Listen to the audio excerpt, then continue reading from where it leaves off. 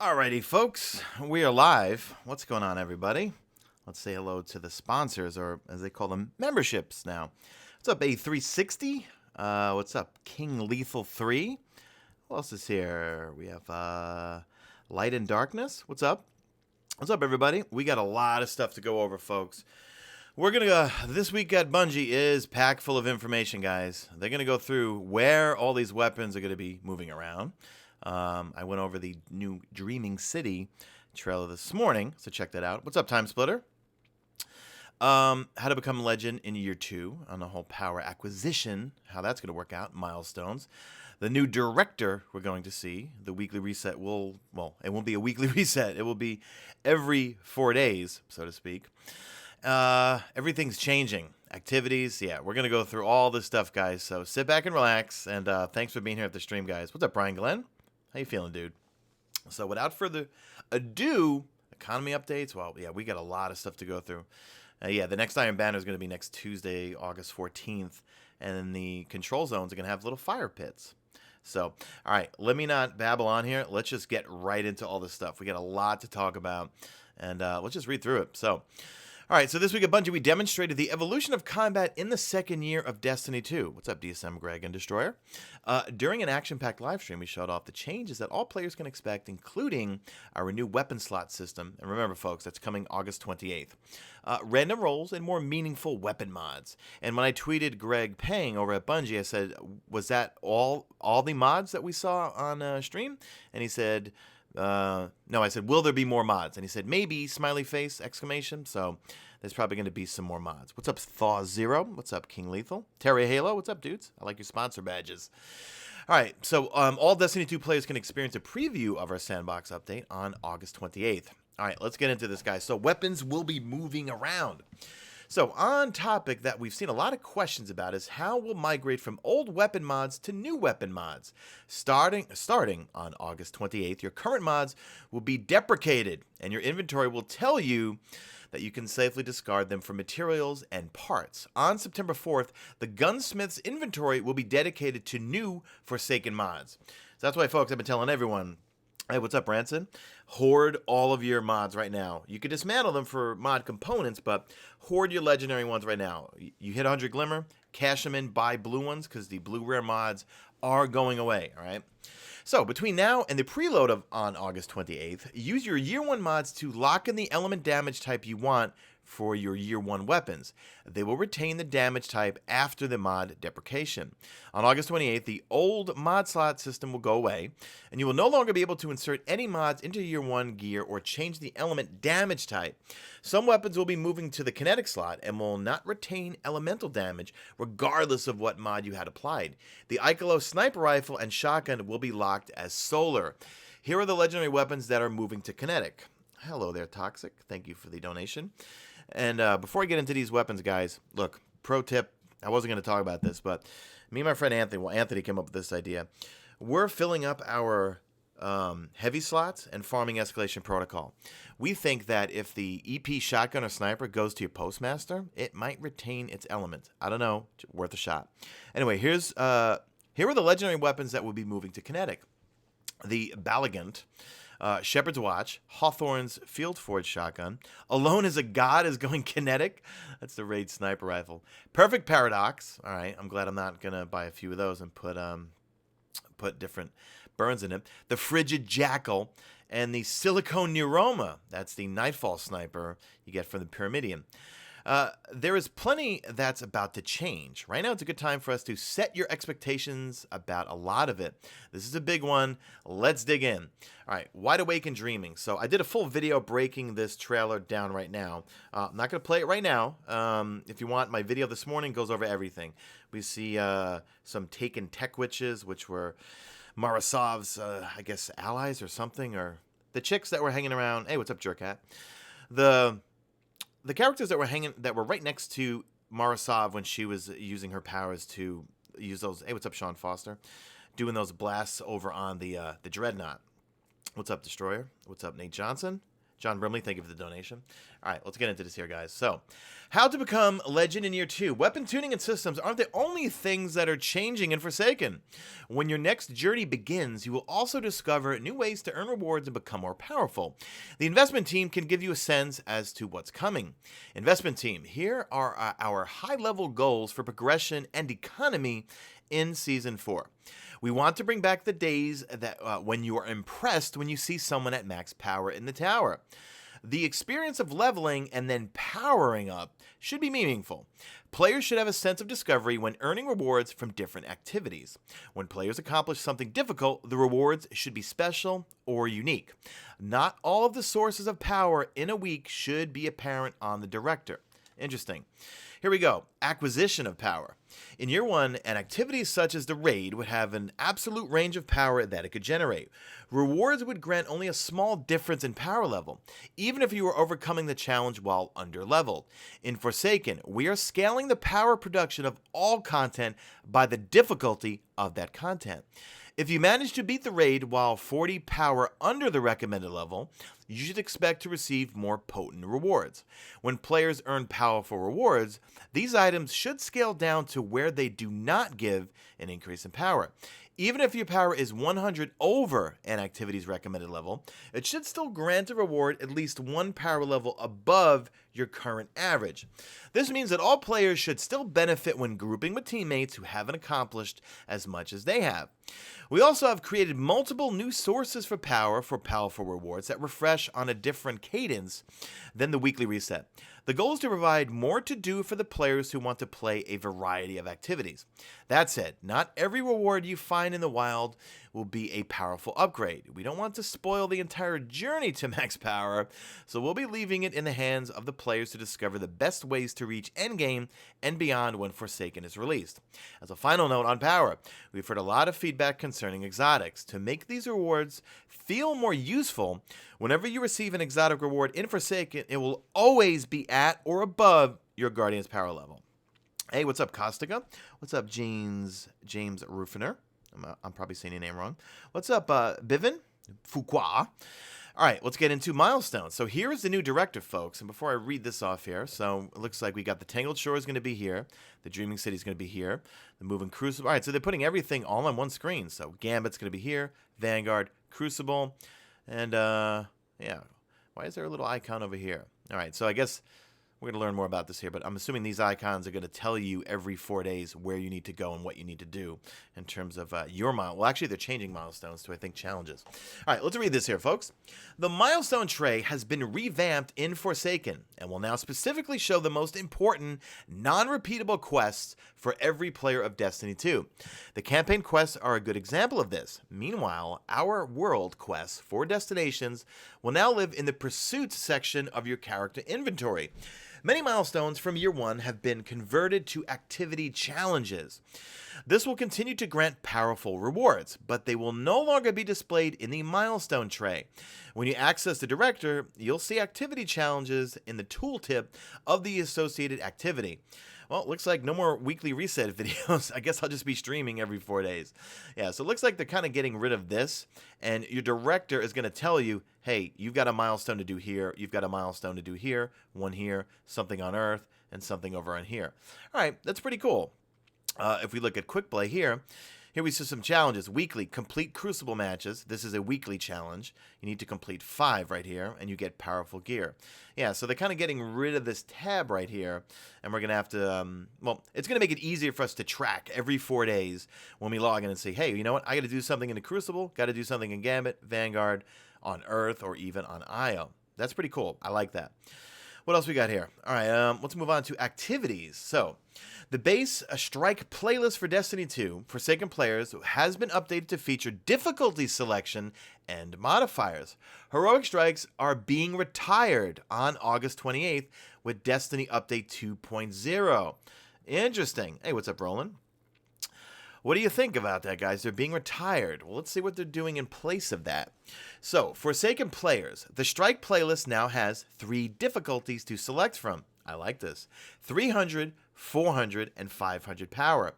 Once you're 40 power over a given playlist, it will no longer appear as an option for you to select. All right, so as you power up, then you can start, well, you can kind of cross these off your list and you won't do them. This ensures a healthy matchmaking pool when players reach endgame power levels. Bungie, I like where you're going with this. I really like it because a lot of times, I mean, I'll do the weekly Heroic Strike playlist. I'm 390 and I'm getting matched with players that are like 350, 360, and it's not fair to them and it's not fair to me. All right, the Power 500 playlist will always be available. So once you creep up over 400, so I guess the 300 won't even be there for us if we're all 385 right now if you're currently playing Destiny 2. So we'll start off with 400. Once we go over 400, we'll be going to 500. All right, so the strikes will still have modifiers. Legacy players, I'm not sure what they mean by that. The strike playlist matches the legacy. I'm sorry. I guess they mean a legacy playlist. The strike playlist matches the legacy playlist that is currently available in year 1. Recommended power for that will be 200. Strikes will have modifiers. So, between August 28th and September 4th, modifiers will be unavailable for all strike playlists. The Nightfall activity is also being revisited for Season 4. Hey, we have 1,000 people here. Can you guys smash that like button so we can get to the top of YouTube Gaming? The Nightfall activity is also being revisited for Season 4. Prestige difficulty is being retired. Okay. But the base difficulty for the Nightfall activity will increase.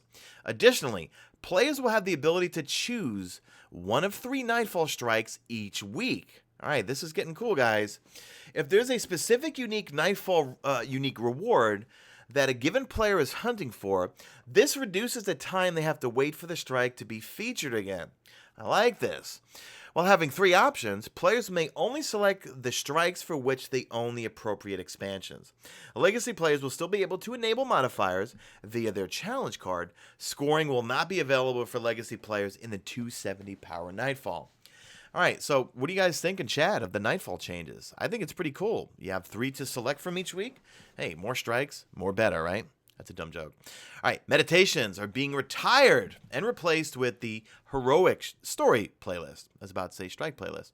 Meditations are gone, folks. New campaign missions will be featured at 500 power, while old campaign missions will be set to a power level relative to their release. This ensures legacy players can still enjoy story activities at their leisure. Ikora-raised Vanguard Research Reputations tokens will no longer be used as currency after August 28th and will be removed from players' inventories. Well, I don't really have any of those, so I could just cash them in now and get some legendary shards.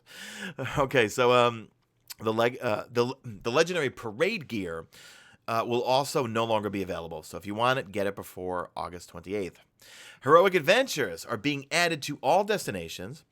When that destination is the flashpoint, one adventure will be selected to be heroic per day, with the exception of Mercury and Mars. That's what I'm reading, Mars and Mercury at the same time. Those 2 destinations will function as they currently do, but they will gain an additional adventure per day when they are the featured flashpoint. Players will no longer be able to purchase normal adventure tokens from vendors on destinations other than Mercury and Mars. That's interesting. So players will no longer be able to purchase normal adventure tokens. Okay. Activity modifiers will be shared across heroic adventures, heroic story missions, and strikes. This ensures that each day you know what to expect from the PvE content that you play as a ritual, and that when we balance and tune modifiers, it's happening across the game. This will include 1 weekly singe, 1 daily buff, and 1 daily debuff. Hey, what's up, OBX Boy? What's up, Sean Foster? That is really cool, guys. For them to keep everything just, it's going to create a synergy right there where you log in and say, all right, I'm going to do some heroic adventures, heroic story missions, and strikes, and they're all going to have the same singe. Although I wish they would go back to burns and get rid of the singes so that, I don't know, burns had more damage. I mean, you took more damage, but you also dealt more damage. The Brawler and Grenadier modifiers will have their recharge times adjusted to ensure that they are noticeable. Adjusting your equipment for either also has a rather significant impact. We've seen some pretty crazy plays by the new Solar Hunter in our playtests. I can't wait to get my hands on that new the Gunslinger of Super with the throwing knives. Some experienced players out there may be reminded of the feelings found when they equipped Nothing Manacles in the past. All right, now I loved in D1 when you throw on Nothing Manacles and then you would start, you'd get your your grenade back over and over and over. All right, pretty cool. Economy updates. Here we go. For the last few weeks, we've seen a lot of players asking about items and currencies available in Year 1, and whether they'll continue to be available in Year 2 or not. Expect the following changes on August 28th when Destiny Update 2.0 becomes available. Destination materials will become your main source of reputation on their respective destinations. Destination materials will be a part of the cost to infuse different weapons and armor across your arsenal. Interesting, folks. So this is all about your destinations, the destinations outside of the new ones. Year 1 challenges that granted reputation tokens are being retired, but will be replaced by bounties offered on each destination that provide destination materials. Destination tokens and rare destination materials are no longer awarded, but you can still redeem them for reputation if you have them in your inventory. So it looks like all those tokens I've been hoarding, and as usual, when we get to the end of the stream, I'll log into my character and we'll look at all my my hoarding, so to speak. But they're retiring a lot of stuff, guys. Dudes. Forsaken is the Taken King on steroids. They're changing everything. Like the questification that the Taken King, the Taken King did to D1, that's what Forsaken's doing to Destiny 2. All right, so we covered this. Destination tokens and rare destination materials are no longer awarded, but you can still redeem them for reputation if you have them in your inventory. Anything that previously granted destination tokens or rare materials will reward common destination materials moving forward. The Gunsmith has been updated in Season 4. In Year 1, this vendor required 40 Gunsmith materials for one reputation package. This will increase to 100 Gunsmith materials. Yeah, see, they're doing that because they know people like me have 7,000 Gunsmith materials. Bungie, can you, if anyone from Bungie is watching, can you please, for the love of the Mesa Army, bring back 'Tis Arms Day? We're getting random rolls. We have Banshee. Bring back Arms Day, please. All right, Iron Banner, Vanguard, and Crucible tokens earned in Season 3 may be redeemed at their respective vendors in Season 4. All right, folks. Trials of the Nine will be on hiatus during Season 4. Its reputation tokens will not be redeemable at this time. We have not yet determined whether its currency will be used when it returns. I don't know. I'm hoarding all my Iron Banner, Vanguard, and Crucible tokens as is. Then we have It's Lit, fam. That's right. Iron Banner is going to be here on August 14th, which is Tuesday. And it looks like the fire pits are now turning into the fire pits that we had at the good old Iron Temple from Destiny 1. So Lord Garden Saladin makes his final appearance in Season 3 next week. This will be your last chance to earn your Season 3 rewards. Tuesday, August 14th. It's next week. It's going to end on the 21st. The game mode, as always, is Control. There are a few changes to Iron Banner Control you know and love. Iron Temple Fire Pits have replaced the usual control flags. There also is a new power play rule when capturing all 3 zones, and I hate people that do power plays. Sorry. You make the game too short. When capturing all 3 zones. So when you have a new power play, the new power play rule, when capturing all 3 zones, it will lock them down for 20 seconds. At the end of the power play, all 3 zones are reset to neutral and must be recaptured. Oh, okay. I was freaking out there for a second there. See, I hate it in like Call of Duty Domination when people constantly triple cap and the game ends really quickly. And I hate it when people used to do that in Control when they triple cap. I hate that. All right, power enabled. Starting in Season 4, Iron Banner will be updated to enable power level advantages. Like in the old days, all players of Destiny 2, regardless of expansion ownership, can participate in Iron Banner events. Year 2 rewards featuring random rolls and compatibility with Year 2 modifications will also be available to all players. See, folks, look, Iron Banner, I'm going to be all in on Iron Banner. Man, I looked forward to every Iron Banner in Destiny 1 because either the drops post-game or Lady Ephrodite or Saladhead would sell a god roll. So if random rolls are coming back and we have new good archetypes that Iron Banner and Saladhead are going to offer, that's going to encourage me to grind Iron Banner, and it's going to encourage me to play PvE because I want to get my power level up. So Year 2 rewards featuring random rolls and compatibility with Year 2 modifications will also be available to all players. Players who acquire new power during their adventures in Forsaken will have an advantage. But we don't want to exclude anyone who wants to compete in Iron Banner and reap the rewards.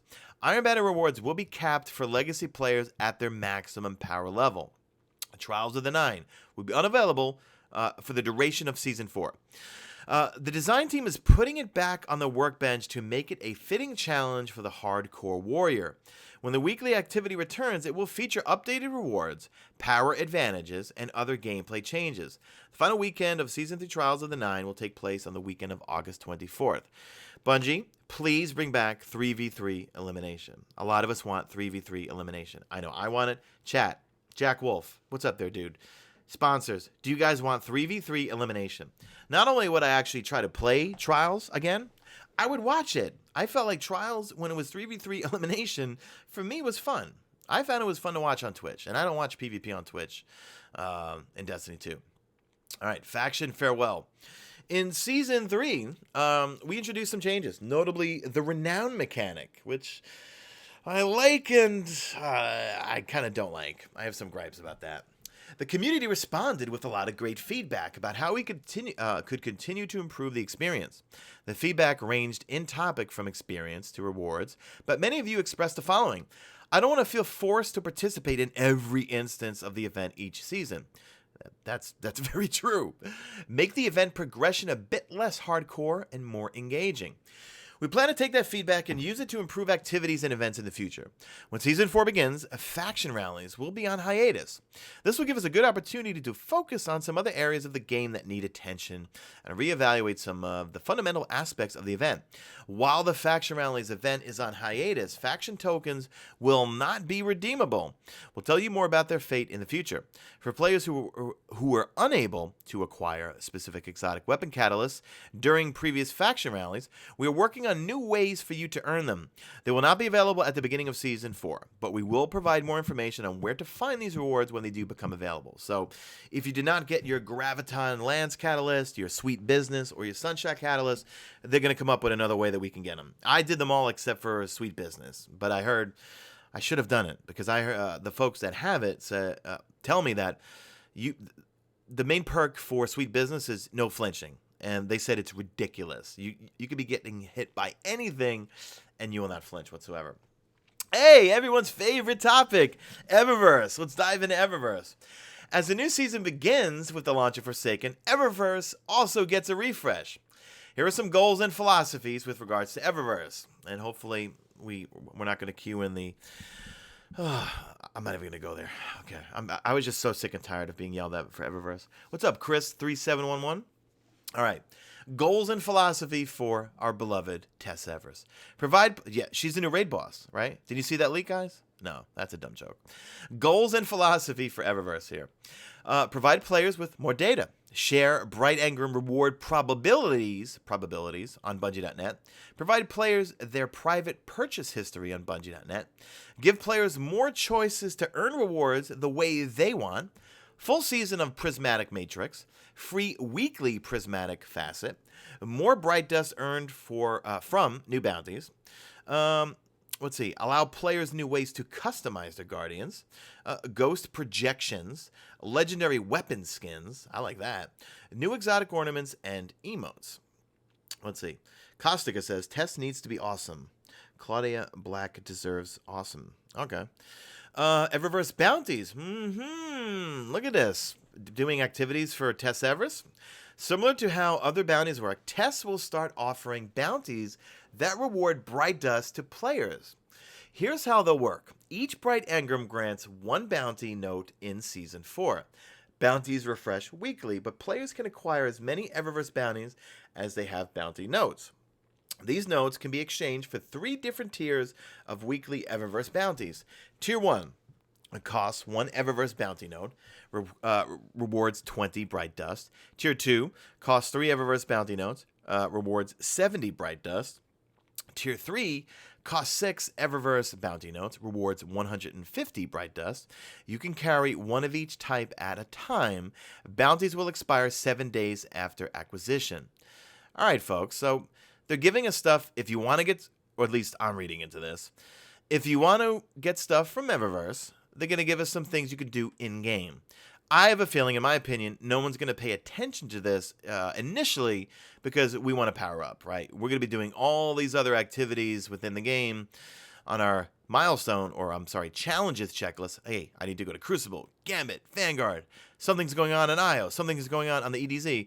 I want to go here. I want to explore this. I want to explore that, rather than focusing on Eververse, because we want to get powerful gear. We want to get random rolls. We want to get some new stuff. And I'm going to start spamming some Forsaken emojis too, so you guys can see them. And I'm going to give you some max hello emojis. But we want to focus on that stuff, guys, as opposed to Eververse. So I think this will be something like after, or maybe when we start getting some content droughts. But if they have some really cool stuff and I want to get it, I'm going to go do some of these bounties. Why not? All right, the Prismatic Matrix. The Prismatic Matrix returns in Season 4. We've received a lot of feedback that players enjoyed this feature, and we've had and would have preferred it had stayed active for all of Season 3.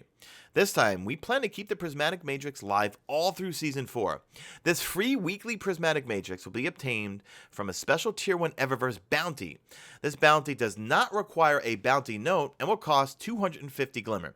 Players will still be able to hold the prismatic facets at one time. Bright Dust. What are you doing to Bright Dust? Continuing with the theme of giving players more control over their Bright Dust balance, and I'm up to about 20-something thousand Bright Dust right now. Bright Dust gained from dismantling Eververse items will be granted at a fixed rate. Players can now reliably dismantle items for specific gains. All right, if they're doing it at a fixed rate, folks, I'm going to give the call out right now, guys. Dismantle any exotics that you have that you don't want, okay, for Bright Dust. That's what I would do right now, folks, because if it's going to be at a fixed rate, try to hoard all your Bright Dust right now. Collections and Eververse items. Eververse items will be retrieved from the Collections interface like all other items. An exception is Year 2 Eververse armor, which, like all other armor with random rolls, cannot be reacquired from Collections. The ways in which players acquire and interact with emotes in weapon and armor ornaments have not changed. All other items can be retrieved for an expense of Bright Dust. Okay. Current season Eververse items, which have not been acquired, will display in the Collections interface until the end of the season.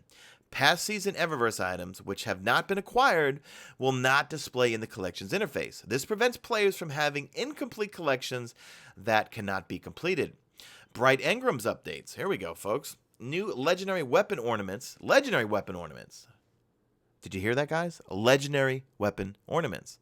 Not exotics. I like this. New legendary weapon ornaments have been added to the Bright Engram. All right, this is cool. I wonder if they're going to have some for year ones. Like, what if I can make just a badass looking origin story? I need to stop talking about origin story and Mananan. These are unlocked account wide, like all other ornaments in the game. A new ghost projections category will also be added to Bright Engrams. This account unlockable item permits players to put a holographic projection badge above their ghost. This badge is only visible when the player has their ghost deployed for navigation mode. Weapon and armor mods will no longer be dropping from the Bright Engram. Okay, remember the blue rare ones are going the way of the dodo. No more. In their place, players will now receive bounty notes. Eververse armor and perks. Here we go, folks. Let's see if people are going to get up in arms. Because remember, the armor in Forsaken is going to roll with a random, two things. One, a random perk. Could be increased grenade throw distance, things like that. The other one's going to be about ammo economy. Carry more scout rifle ammo, carry more auto rifle ammo, so forth. Eververse armor and perks. With the addition of random perk rolls on armor, we have made some changes to how perks are applied to Eververse armor. Eververse armor acquired from Bright Engrams will have random perks when rewarded. Eververse armor acquired from sources like the Prismatic Matrix or the Bright Dust storefront will have fixed perks. Let me read that again. Eververse armor acquired from Bright Engrams will have random perks when rewarded. People are going to be pissed about that, I think. Because if you throw money at the screen, you could just buy a bunch of armor and get perks. But if I think back to Destiny 1, I had some ex-friends who would throw money at the screen to get I think it was the Age of Triumph gear. And I even threw some money at it too. And the perks that came on the armor was never good. The perks that I got from getting armor from Vanguard, Crucible, my faction, Future War Cult, they had the better perks. So people will complain, but I don't think it's going to be an issue, guys. Eververse leveling in Forsaken. Like the Red War campaign in Destiny 2, in Forsaken, Bright Engrams will not be earned until you hit the level cap. As players complete pre-Forsaken campaigns, they will be rewarded with an Eververse gift package tailored to each experience, which will also include Bright Engrams. Once players reach their level cap, based on what expansions they own, Bright Engrams will once again be awarded each time a player levels up. Hey, what's up, A-Train99, WSU? So, yeah, so that's all Eververse. So, mixed reviews. I think it's cool. They're putting a lot of thought and time into the changes to Eververse, but the way my overall take is, if you want stuff from Eververse, you can play and do a bunch of bounties and do things and earn them for free. If you want to throw money at the screen, you could do that too. What I'm excited about is they said legendary ornaments. I like that. Legendary ornaments. Here we go. New legendary weapon ornaments. I'm all up for that. Because I feel like I don't want to just chase exotic ornaments, yeah. Crucible Labs. So let's see. All right, it's Andrew Weldon from the Crucible team. Our last experiment in Crucible Labs went so well, it's time to put on your safety goggles and get back in there. Senior designer Andrew Weldon has details about what the mode will be played in the next Crucible Labs. Andrew starts off with saying, hey, we have 1,500 people in chat. Can you all smash the like button? And let's see if we can get to the top of YouTube gaming. All right, that's a dumb joke. All right, Andrew says, hello again. Hopefully you all have an excellent Solstice of Heroes. I've been going Scorched Earth with my Dawnblade. Oh, he's a fellow Warlock. In my quest for yet another Destiny 2 t-shirt for the collection. But even in the midst of the celebration, the science must continue. Thank you to all of you who played Lockdown in Labs. We saw a very positive feedback trend for the mode overall, but we also received some good feedback on areas to explore for improvement. We'll be examining that feedback as we continue to close down Forsaken, and we'll provide updates in the future as we have them. Speaking of updates, in our first TWAB post discussing Crucible Labs' debut, I spoke about how we started fairly simple with the mode Showdown. We met our goals for the rollout, but as noted, the reception of Showdown itself was fairly mixed. I know myself, I didn't particularly care for it. But that's the point of Crucible Labs. Hey, test this out first in Crucible Labs. Now they're going to give us Valor rank. See if you like it. Give them feedback saying this is not really working, or this mode could work if you did XYZ. So, where did I? Okay. The iteration is a critical phase of development, and we've taken some time to iterate a bit on Showdown based on notes we've gathered both internally and externally from all of you. Here's a set of changes we've made for the next iteration. The round time limit has been reduced to 90 seconds. Rounds now have a score limit of 10. Revives are now enabled. Reviving a teammate before they respawn will take the point back from your opponents. Whether you've played Showdown in the first labs or this will be your first time in the playlist, we hope you'll drop in for a few matches and let us know what you think. Hit up the feedback forum with your thoughts after you've played. As with Lockdown, labs will continue to drop standard Crucible rewards and contribute to your Valor rating. So your time spent here will also count if you're working through your ranks for your triumphs and armor. And of course, you can play the new Showdown right now. Ooh, they are doing the triple Valor right now. Good call, because I know I certainly need it for my moments of triumph. If you've been working on your Solstice armor, you may have noticed a few objectives tied to the Crucible. Once you've reached legendary tiered armor, your final Crucible objective is to have your Valor rank reset at some point since the Crucible ranks were implemented. Leading up to the beginning of Year 2, you'll see multiple opportunities to earn Valor points at an accelerated rate, including a special triple Valor Iron Banner weekend. Mark your calendars appropriately.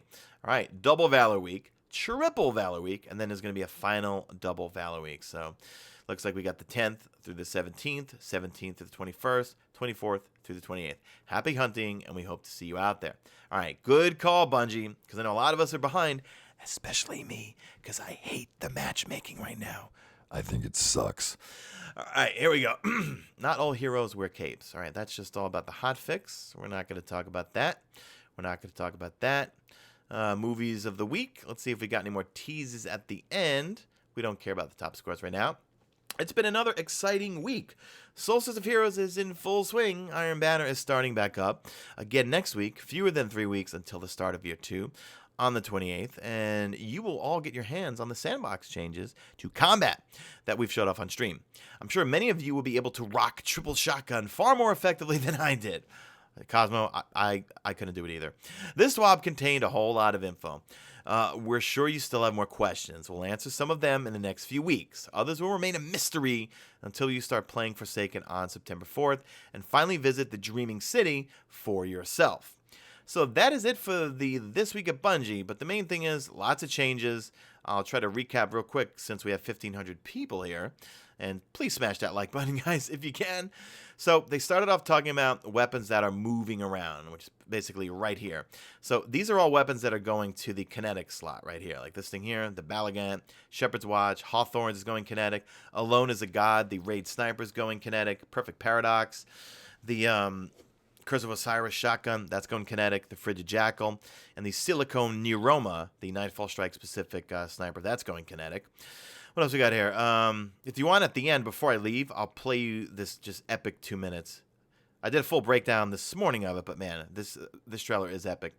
I'm not going to go through in detail or recap this again, but basically it's a ton of really good info, which I will link in the description on how to power up within Destiny 2 Forsaken. But here's the new director, and basically kind of your weekly milestones. So I think my weekly reset videos are going to be going away, but what I'll do is maybe every 4 days, instead of doing a weekly reset video, I'll just stream my weekly milestones that I need to do. Because instead of having a whole laundry list here, you're going to have little icons here that's going to say, hey, you need to do something here, you need to do something here, you need to do something here. So in this screen here, it says you got some challenges. Well, they're not calling them milestones anymore. They're called challenges. So you got to do some Crucible stuff. Like for here, your weekly would be matches completed. 5 Crucible matches will give you powerful gear.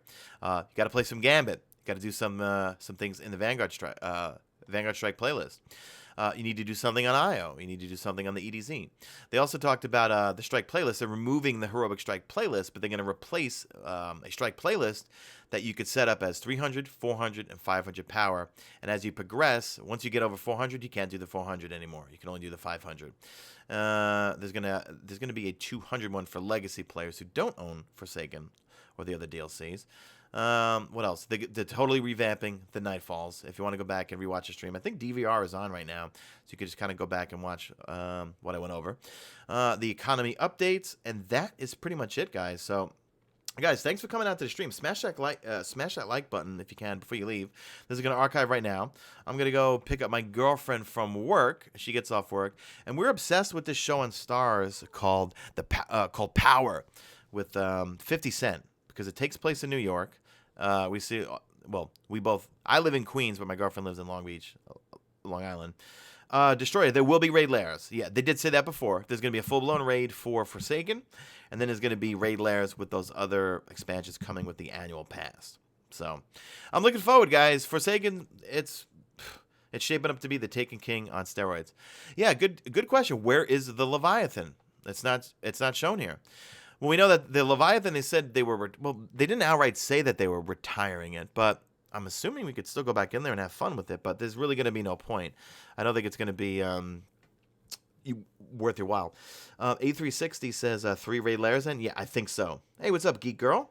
Yeah, so 1 full-blown raid when Forsaken hits, and then those 3 content updates from the annual pass, they should have a raid letter. Raid letter. Time Splitter says it's on Nessus, Mesa Sean. Well, I'm just saying it's not showing up on here. But yeah, you're right. No, we were expecting to see another little icon right here, I think, Time Splitter. So, cool. So that's going to do it for this stream, guys. You know, before I leave, I'm going to mute my mic and I'll play the Forsaken, this epic 2 minutes, because I want to watch it myself and I want to hear it also. So let me tune up the volume. I'll mute myself and then that'll be the stream. Slap that like button if you can, and I am out of here like Vladimir. Let's watch this.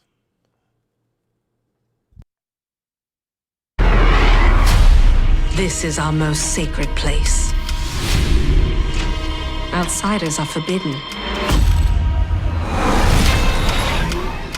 I want answers.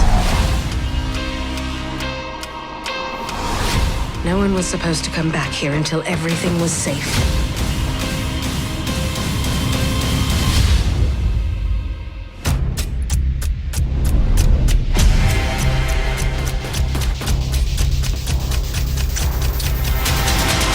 I want to kill whatever evil has crept into the Dreaming City.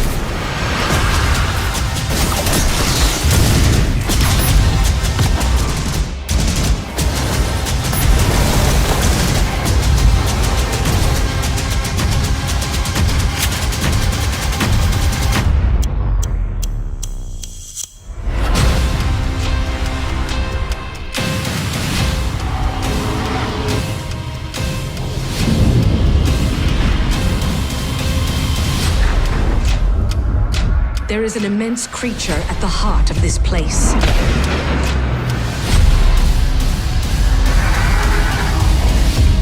The fate of the Dreaming City is at stake.